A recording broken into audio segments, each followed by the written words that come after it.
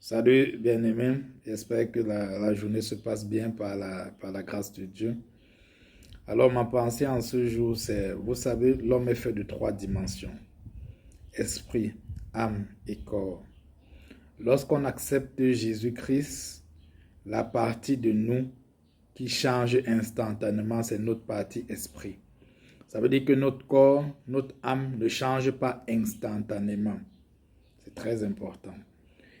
Alors, ça veut dire quoi concrètement? Lorsqu'on accepte Jésus-Christ, il faut maintenant laisser la parole de Dieu qu'on médite chaque jour transformer notre âme. Et quand notre âme, l'âme qui est le siège des émotions, de la pensée, des habitudes, sera transformée à la lumière de la parole qu'on lit constamment, c'est comme ça que notre âme va s'aligner à l'esprit et ainsi progressivement, on va voir que si quelqu'un était colérique, il devient doux. Si quelqu'un aimait le mensonge, il hait le mensonge parce que l'esprit de vérité impacte sur notre âme et il y a des résultats sur notre corps. Si on était une jeune fille ou une dame qui s'habillait mal, progressivement, le Saint-Esprit en nous impacte l'âme. On n'a pas besoin de dire à la femme, elle s'habille bien, elle s'habille décemment pour la gloire de Dieu.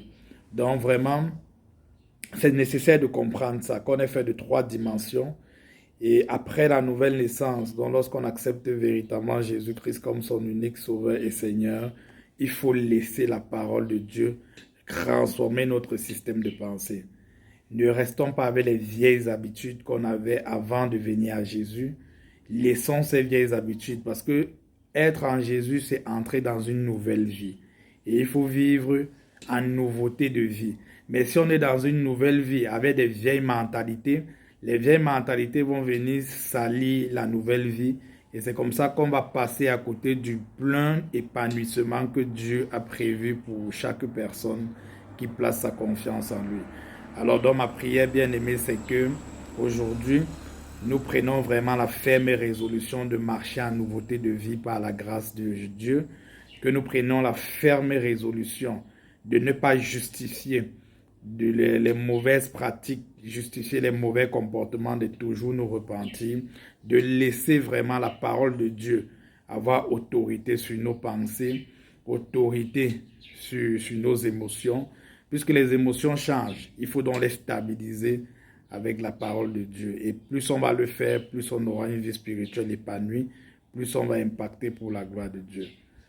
Alors, je nous laisse avec cette pensée. Bonne méditation. Que Dieu nous fortifie au nom de Jésus-Christ. Amen.